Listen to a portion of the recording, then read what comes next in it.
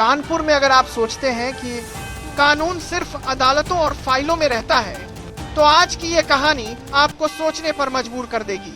एक नाम जिसकी चर्चा कानपुर में डर के साथ होती थी, एक पेशा वकालत और आरोप उगाही, ब्लैकमेलिंग और सरकारी जमीनों पर कब्जे के। सवाल सिर्फ एक है, योगी सरकार में अब तक सख्त कार्रवाई क्यों नहीं? हम बात कर रहे हैं कानपुर के वकील अखिलेश दुबे की। आरोप ये नहीं है कि उन्होंने कोई गलती 1-2 साल में की, बल्कि सवाल ये है कि सब 40 साल तक उगाही और ब्लैकमेलिंग का धंधा कैसे चलता रहा।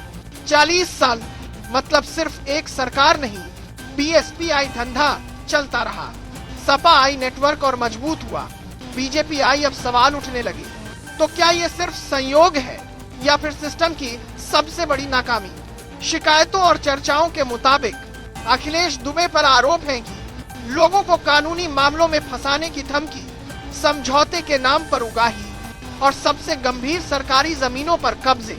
अब जरा सोचिए, नर्तक को अगर एक आम आदमी सरकारी जमीन के पास खड़ा हो जाए तो नोटिस, एफआईआर और कार्रवाई तुरंत। तो फिर सवाल है, सरकारी जमीनों पर कब्जे सालों तक कैसे बने रहे? राजस्व विभाग, पुलिस और प्रशासन क्या कर रहा था? क्या किसी को भनक तक नहीं लगी या फिर सब जानते थे? ये कहानी सिर्फ एक व्यक्ति की नहीं है, ये कहानी है उस सिस्टम की जहां डर इतना था कि लोग शिकायत तक नहीं करते थे। कई पीड़ित आज भी नाम सामने लाने से डरते हैं, क्योंकि जब कानून का इस्तेमाल डर पैदा करने के लिए होने लगे तो आम आदमी सबसे पहले चुप होता है। और यही चुप्पी 40 साल तक इस धंधे की सबसे बड़ी ताकत बनी।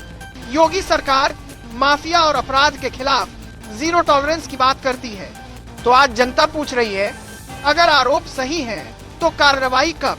क्या कानून सबके लिए बराबर है या फिर रसूखदारों के लिए कानून की रफ्तार अलग होती है? ये किसी सरकार के खिलाफ आरोप नहीं, ये जवाब मांगने का हक है।